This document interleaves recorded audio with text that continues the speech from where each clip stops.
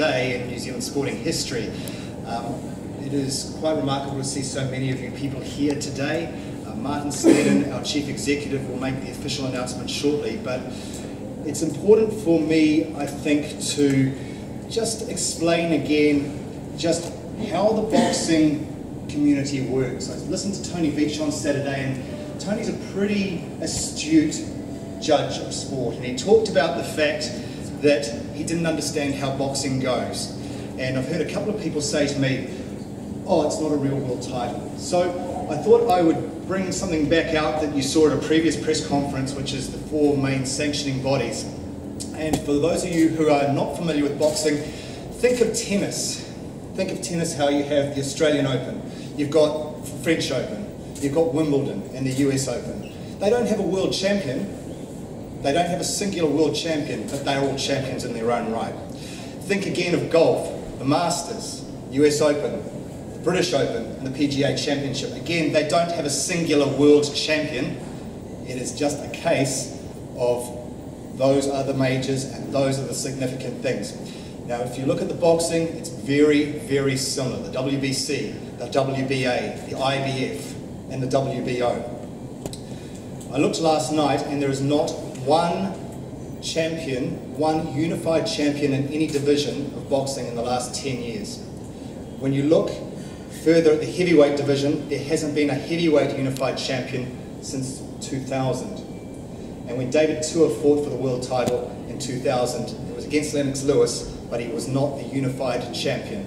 Just because you're not the unified champion does not mean that this isn't a significant announcement for New Zealand sport today. Now, before I hand over to Martin and play you the promo video, I just wanted to pay tribute to my work colleagues back in the office. People like Donna Churton, May, our accountant, Chrissy V, Chanel Collicoat, Dom Jennings, Nikki Rafferty, Joe O'Sullivan. You know, we have worked so hard for the last 3 or 4 weeks. Our team, we're talking about Duco, we talk about Duco putting this on, putting that on. Duco is an extremely small team of dedicated workers, and we're really, really proud to announce this fight today.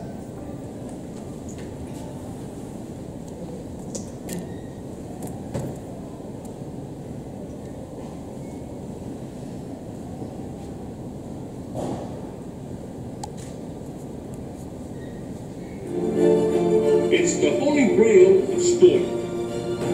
Since the Marquess of Queensberry rules were drafted nearly 150 years ago, only a handful of men have earned the right to call themselves the WBO Heavyweight Champion of the world. It began as the impossible dream. It's now reality. December 10th, Auckland, New Zealand. 12 rounds of boxing for the WBO Heavyweight Championship of the world. Joseph Parker. Andy Ruiz Jr.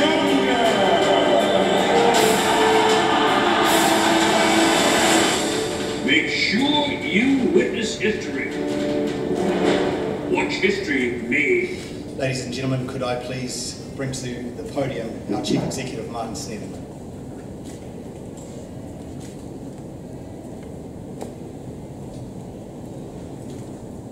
Thanks, Craig. Good morning, everyone. Thanks for the great turnout. Huge welcome to our sponsors that are here today, and I'll talk about that a little bit later. The backdrop sort of gives it away, the video gives it away a bit more, but the official announcement is this. On behalf of Duco Promotions Limited, I'm incredibly proud and pretty pleased to announce that at Vector Arena on Saturday, the 10th of December 2016, Kiwi born Joseph Parker will fight Mexican Andy Ruiz for the vacant WBO Heavyweight Championship title. This is a historic moment for New Zealand sport. It is the first time ever that a World Heavyweight Championship fight will take place in Auckland. It could even be more historic on the night if Joseph can go on and win that title and become the first ever New Zealander to hold a World Heavyweight title. It's been a pretty rocky, volatile sort of last few weeks. For us today, it's about, in some ways, putting a line under the sand. It's saying, what's happened has happened. We've reached the point today where we're confident enough to stand up and say, this title fight is happening in Auckland. And let's use the next 32 days that exist until this fight happens to really enjoy the build-up to this. This will capture people in Auckland and New Zealand. Joseph has become a figure that I think New Zealanders have really warmed to. And as he builds up to what is the culmination of 3.5 years of really hard slog in the professional world of boxing, this is his first big moment in time. As it is for Duco, and particularly the owners of Duco, Dean Lonergan and David Higgins. For 3.5 years they have nurtured Joseph, they have connected him up with Kevin Barry. Effectively they have paid all of his life expenses, all of his training, everything that goes with him being in a position to perform and to realise his potential.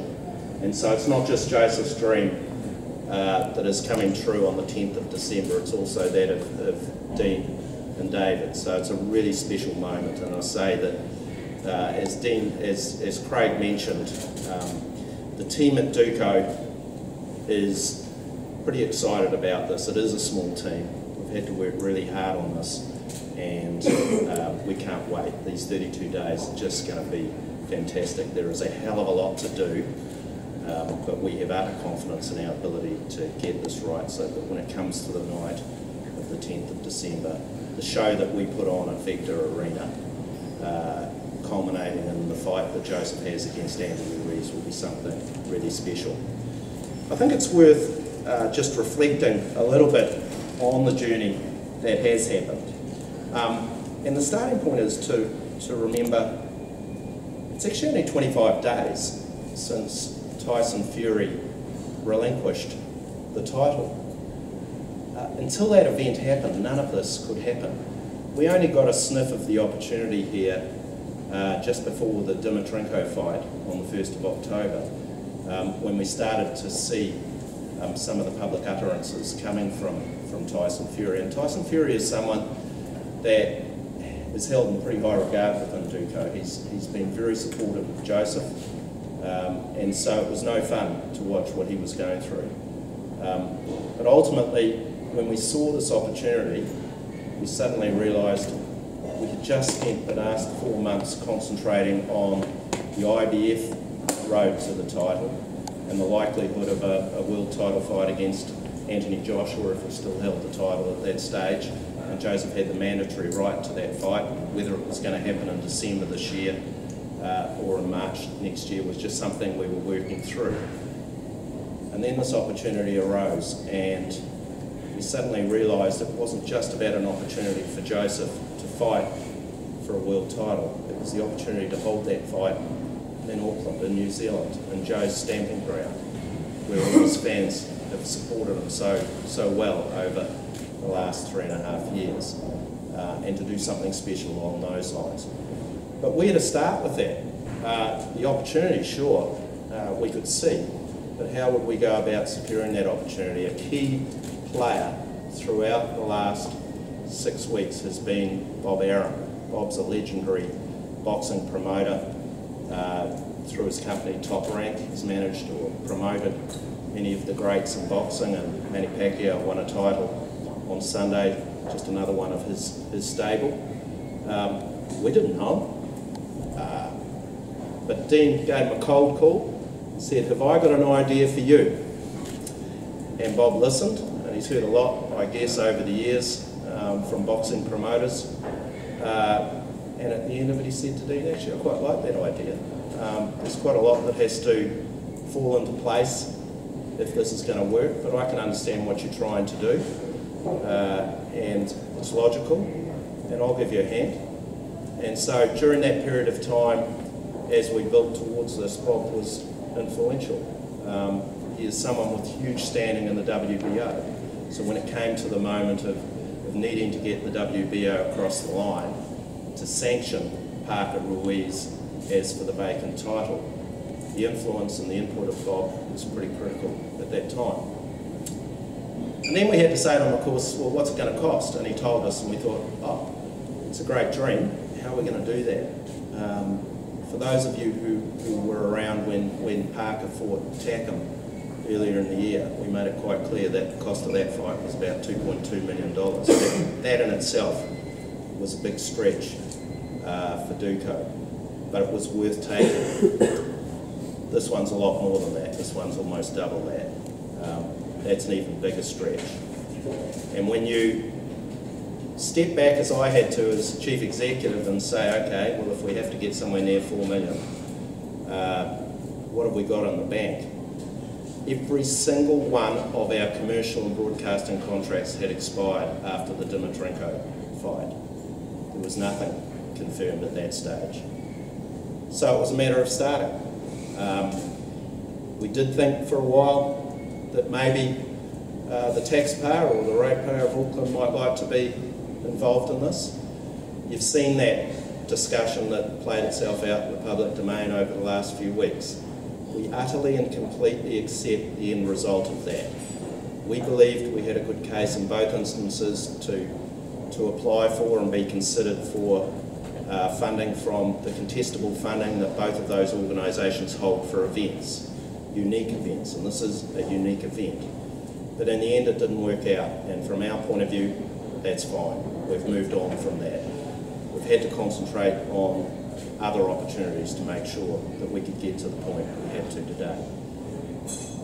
And it was at that point that some of the key players who had been standing next to Joseph and standing next to us over the last couple of years, in some cases longer, stood up and said, we want to help you. That's when Burger King, who have been on board since the Jason Pettaway fight in March last year, and that story that we've created around the Burger King road to the title, they were there saying to us, we want to be next to Joseph right through to this opportunity. We know it's going to cost us more because we know it's going to cost you a lot more. We're in. And that was fantastic. We then had the TAB, who likewise has been next to us for all of that journey, come to us and say, we can see what's happening, we want to be in. And you'll hear a little bit from Mark Stafford in a minute. And so they said, we're with you. Then we had Sky TV come to us. Now Sky has been in there right from the start of the ride with Joseph. And for those of you who know me, Sky TV and I have been connected for years and years, since the start of Sky TV and various roles that I've had in other sports. And just as a brief reflection on that, New Zealand sport is really lucky to have had Sky for those 25 years. Sky has been investing in major professional sports that have enabled the likes of rugby and cricket to cope with the professionalism of their sports in an international world when other countries had a lot more money than them, and it's enabled both of those organisations to take pretty stable.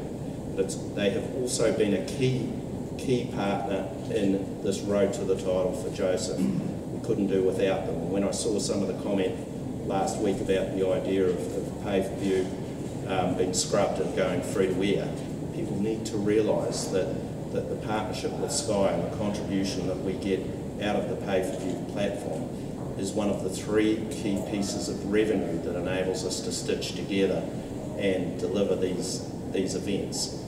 And then one of the most recent development, and I'm proud to announce it and talk about it today, is Gallagher coming on board as an associate sponsor with the event. That timing of the culmination of that negotiation with Gallagher was pretty critical, because on Thursday night, last night, I'd had a ring from Brett O'Reilly from ATEC to say, hey, can't quite do this. On Friday morning, Gallagher confirmed, yes, we're in. So that actually helped an enormous amount in point of getting us to where we are. We actually haven't secured all of the sponsorship we need or we're targeting to run this event. What we have done so far is get ourselves to a threshold that enables us inside of Duco to say, we've got enough to be prepared to take this risk. We've got enough to go for the home advantage, and that is what is so critical here. There is a significant financial risk to us, but there's also a risk that if we allowed this opportunity to slip through our fingers and we didn't give Joseph the home advantage, because in any sport you play, the home advantage is something to be treasured and is something that statistically will tell you is so effective. So we've secured that. We had to go for that. On the broadcasting side, internationally, we've got a lot of really good discussions going on with international broadcasters. None of them were prepared to move until we were standing up here today and say, this fight is on. In the next few days, we'll be able to advance those discussions. David's overseas at the moment chasing one opportunity. Dean's about to get on a plane to go to Africa to chase another opportunity. When this fight happens, my pick is that it'll be going into Australia on primetime Saturday night TV.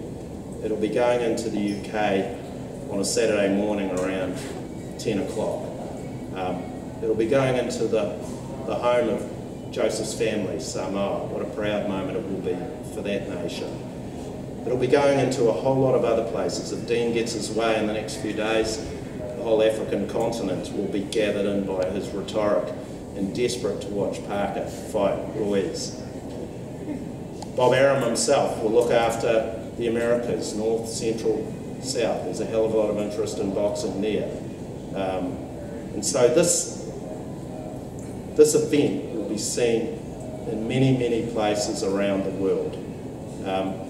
And the way we look at it is that this is a great moment in time, but it's just another step in this journey for Joseph Parker. We're confident he's really good. We're confident that he actually will beat Andy Ruiz. We respect Ruiz. He's obviously a good fighter. You don't get to where you are without being a good fighter. But we believe Parker will win, and we believe he will carry on and start to add other titles, hopefully, to what he's able to do on the 10th of December. So today really is about just pausing for a second, just being really happy to celebrate what's been achieved today, which is the confirmation of the first ever World Heavyweight Title fight in Auckland. And then is to start looking forward 32 days. In that 32-day period, you're going to see a lot of good stuff, a lot of great stories. You're going to get to know Andy Ruiz. You're going to get to know about his world-class trainer, Abel Chanchias. You're going to get to know a lot more about Bob Arum, and you're going to really love him. And then on the night of Saturday, the 10th of December, will come the moment in time, the biggest moment in Joseph's life, the biggest moment in Andy Ruiz's life. And at the end of that, we'll know the result. Hopefully it will have gone our way. If it doesn't, this will have been still an amazing moment in New Zealand sporting history. Thank you.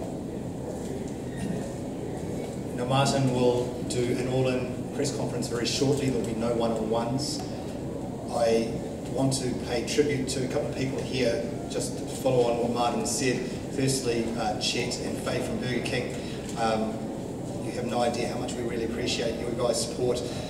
Your boss, John Hunter, and James, I know, have been in Chicago. And last year we were putting up a logo wall, and I was surprised that the chief executive of Burger King was helping me put up a logo wall. And I said, this is an incredible sponsorship. And he said to me, no, it's a partnership. And it has been a partnership, so we really appreciate you being here.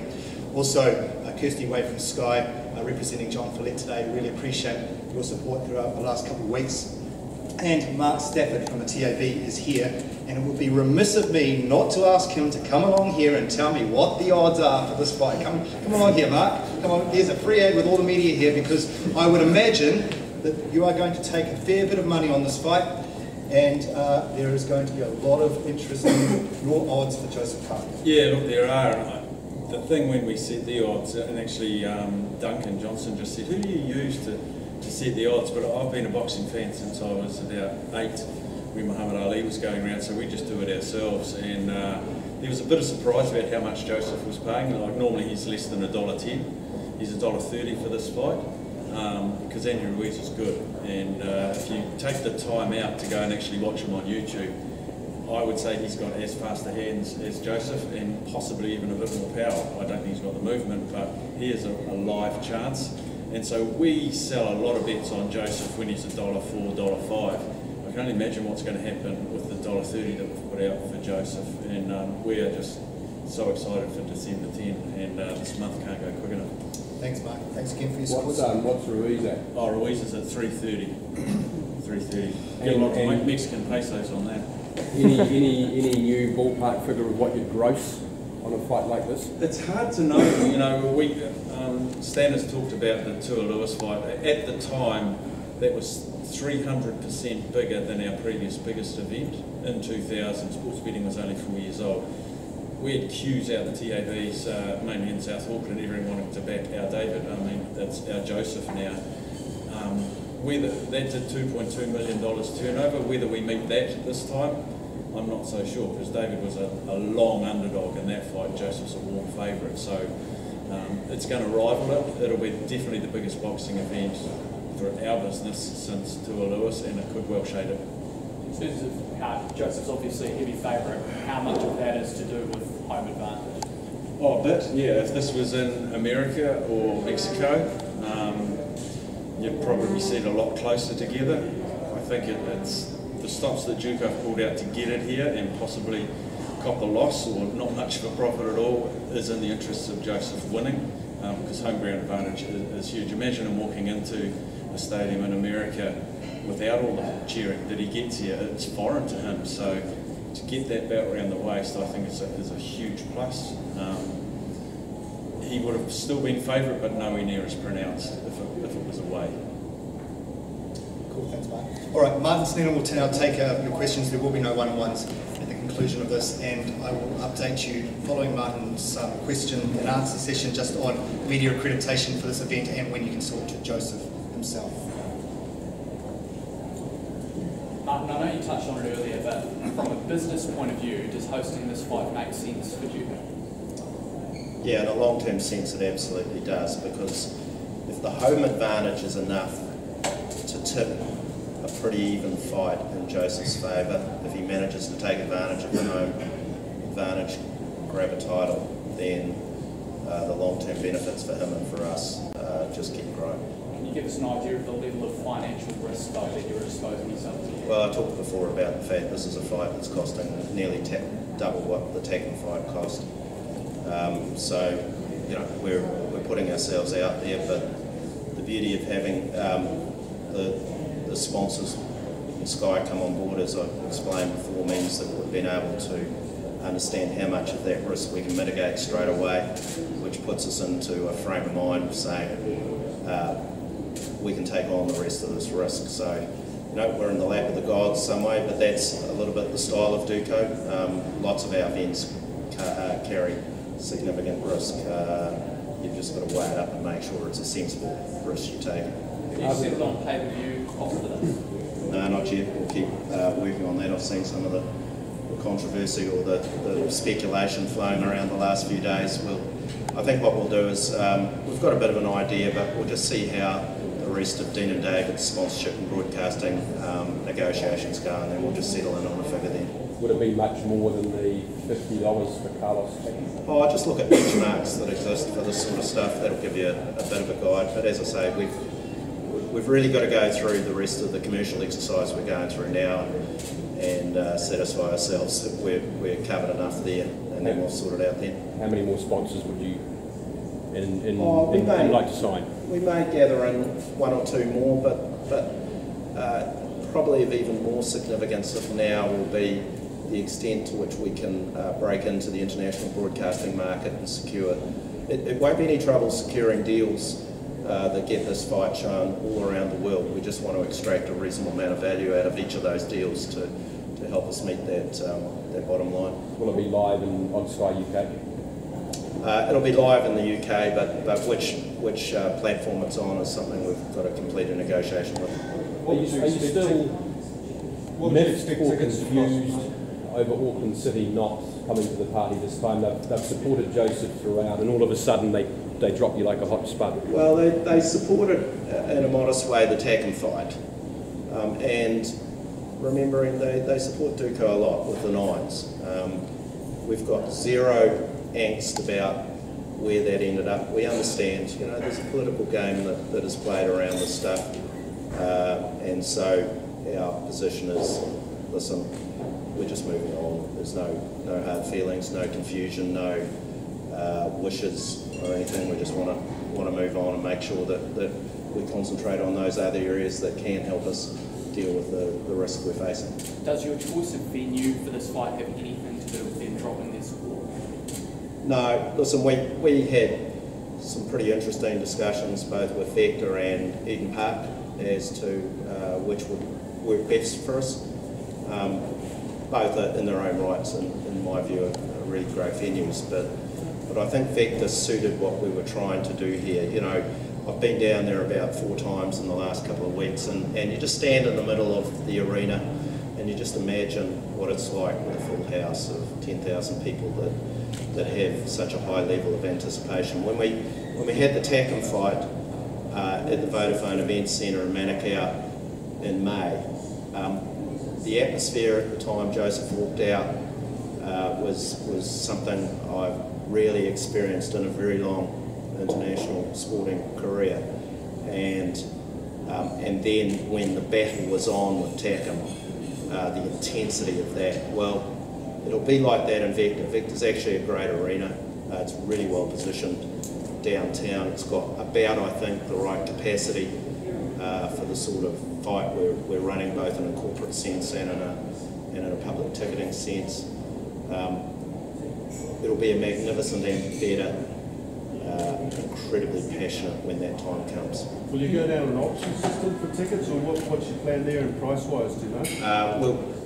The tickets will go on public sale on Thursday at 12 noon. The ticketing agency handling this is Ticketmaster. We, of course, also do a whole lot of our own corporate hospitality selling. Ticket prices will start from about $99 for public tickets, which, considering you know the uniqueness of this event, I think is a pretty fair starting point. And like any event, it will cost more depending on the quality of the seating, I suppose. When Auckland pulled their funding on you, did you have any negotiations with other cities? Did you consider taking it out of Auckland? Did any other cities approach you? No, we didn't, and the reason is we're committed to this happening in Auckland. This is Joseph's home. There is a hell of a good supporter base for Joseph in the wider Auckland region, and it's also really accessible for others around New Zealand. We know there will be a lot of travel from around New Zealand, people wanting to be there on the night. And then you factor in the quality of the Vector Arena itself and the suitability of that for the sort of occasion we're going to turn on. You know, we're committed to this being in Auckland, and we think Auckland will shine. Because it's his home and the intensity will build over the next 30 days, will there be different plans put in place around Joseph? I think it won't get too complicated around Joseph. I mean, this is not my area. You know, despite my long history of boxing experience, I'll leave this one to Kevin Barry probably. We'll just be careful, I think, to take Joseph through the normal build-up. You know, he'll have a number of commercial responsibilities that he'll discharge, and he usually manages to do that pretty well. But in essence, the closer we get, the more Kevin will be just slightly pushing us away and saying, hey, leave him alone, let him concentrate. The interesting thing about Joseph, though, and you know, having seen a number of world-class sportsmen under pressure, is the relaxed nature that he has under pressure, and that's a huge asset that he's got. So, you know, he'll be up for connecting with people in a sensible way, even on the day of the fight. But we'll make sure we don't change things too radically for him. How close did you come to maybe giving this fight to Bob Aaron? There were a number of times that was a serious consideration because of the extent of the risk we're facing. because I guess of our confidence that Bob himself could do a pretty good job, and that we, if you like, could have taken a secondary role, maybe just picked up New Zealand television rights and some other rights, and basically done pretty well without having to take too much of the event risk. But in the end, it's that home advantage. In the end, you only get some moments in time where you have to recognise them and you have to take them. And the last thing that Dean or David or Kevin or Joseph or me or Craig or anyone else at Duco would want to do after the fight is to regret that we just weren't prepared to cross that boundary, to take enough of the risk and to give them the best chance. And that's what's been driving us the whole way through. Given what's happened the last couple of weeks, the toing and froing, the public debate, has the old adage, any publicity is good publicity, worked on this occasion? Oh, listen, partly yes, partly no, and I think David and Dean expressed this in the conference last week where they saw the whole kerfluffle around the New Zealand major event funding application getting a bit too divisive, so we decided to pull the plug on that. We didn't want this event to be divisive for Kiwis. We want to create an event platform where they feel free to get right in behind Joseph, to really enjoy the moment and to give him all the support. So, you know, that's the way we felt about it. The fact we're here today, is this proof that you didn't need public money to get this across the line? No, that's rubbish, because as I explained a few minutes ago, when we started out on this commercial route only 25, 30 days ago, we had no commercial contracts in place. We didn't know what would happen. We trusted our loyal sponsor commercial supporters, but we were asking a lot of them. And as I said a minute ago, at the moment, we haven't got as far as we need to get, but we have got a level of confidence. We've hit a threshold in terms of risk assessment where we're saying we're prepared to go for this. And so the boys are going to be very active in the next 32 days, and I'm going to be driving them pretty hard in that respect. And we'll get there, or we'll nearly get there, and all right, if we take a bit of a hit on the thing, if the end result of that is that Joseph wins and that Auckland and New Zealand enjoy a great event, then what can be better than that? What's Fair to Joseph's say that reaction to Phil that? Goff won't be welcoming Joseph to the ring this time? No, listen, those aren't the feelings. Oh no, he probably won't. You're right. Actually, he won't be in the middle of the ring. Listen, we're steering clear of that one, to be honest. I mean, it's really easy to look at it and understand how the whole thing unfolds at their end, and I don't want to make it harder for any of them. They've made the decision, we've moved on, and we're still here today, so let's get on with things. What has been Joseph's reaction given the uncertainty that's been swirling around over the last couple of weeks to actually noting this down and telling him you're coming to Auckland? You can ask him tomorrow. Yeah, Joe will be available tomorrow, but honestly, he has this supreme confidence that everyone around him will just get on and do the job and create a bit of magic, and he'll be allowed to shine. And I think that's been his attitude. He and Kevin went back to Vegas a while ago. They started working on their plans for Ruiz, and they've just stayed really focused on those. And we fill them in, obviously. It's a bit hard not to have noticed how things are going. Martin, do you Didn't already, need to ring us. sorry, do you already look at possibilities for next year, or is that? Oh, listen, let's just get to 10 December and hopefully, firstly deliver a great event, and secondly, hopefully Joseph wins, and then we'll move on. We'll do two more questions, Andrew. Martin, can you just help explain to us why, and I know some of this will seem obvious, but can you explain to people out there why putting this fight on costs so much more than previous fights? What happens is a couple of things that are of major cost significance. Is firstly the cost of fighters. The more significant the fight, the greater the fee that the participating fighters are entitled to share in. And I'm not going to disclose to you the fees that are being paid, but they're not outrageous. They're in line with market, I guess. There is the sanctioning fees. You know, again, it's a world title fight, so the WBO are entitled to get their clip.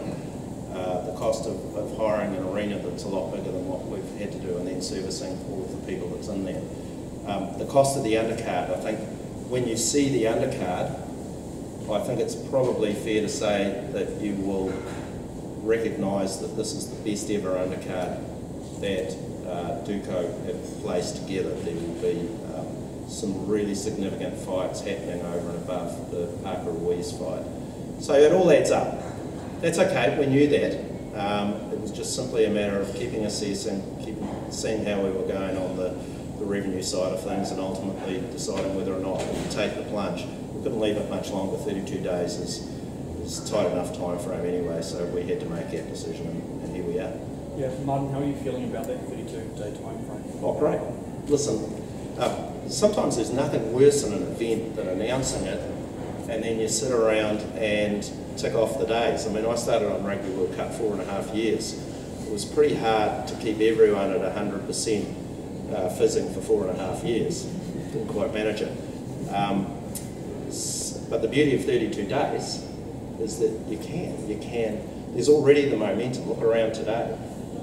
You know, have a look at what's been written and said in the last few days. People are really interested in this, and all we need to do now is to make sure that we keep feeding great stories, great information. You guys will do your homework. There's plenty of material to be putting into the public domain over the next 32 days. People will be intensely interested in the outcome of this because it is so unique. It's a once-in. Do you have some expectations around the pay-per-view, being that Tour Cameron is the gold standard in New Zealand? Do you feel that is a number that could be challenged? We would love to think so. It would take some of the risk out of things. But you know, when Tour Cameron happened, there weren't a lot of the other platforms and media outlets that are available now, so it's become a little bit more challenging. But you never know, it could. I mean, the reality here is that this is unprecedented in New Zealand, and couple that with, I think, the public affection that is felt for Joseph, and I think people would really love to see him become a world champion. You never know, that would be fantastic. But we don't know that until the end of the night on Saturday, 10 December. So we just put the platform in place and work with Sky to promo it as much as we can, and then trust in the gods. Do you expect the live streaming to be a bigger issue? Oh, it'll be there without doubt, and you know, we're working with Sky on a regular basis now to look at ways of dealing with that, and we'll just continue that focus for the next 32 days and however many hours. Is there a cost for that?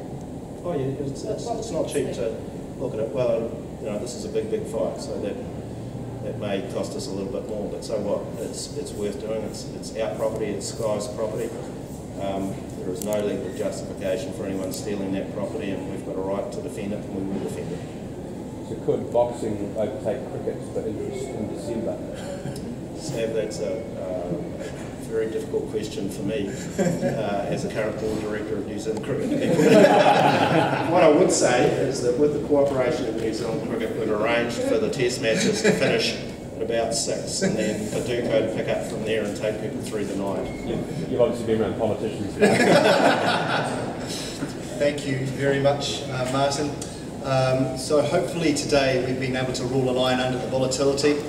Tomorrow we're going to get stuck into the actual sport of boxing, and Joseph Parker will be made available via Skype or the like in Las Vegas. We're just working that out now. Andy Ruiz, I've spoken to his people this morning, and he is up to talking to you guys on Thursday. So just if you plan for around about this time tomorrow, just whatever you're doing, we will give you out a press release or a notification of what we're doing and give you ample opportunity to talk to Joseph and Kevin tomorrow.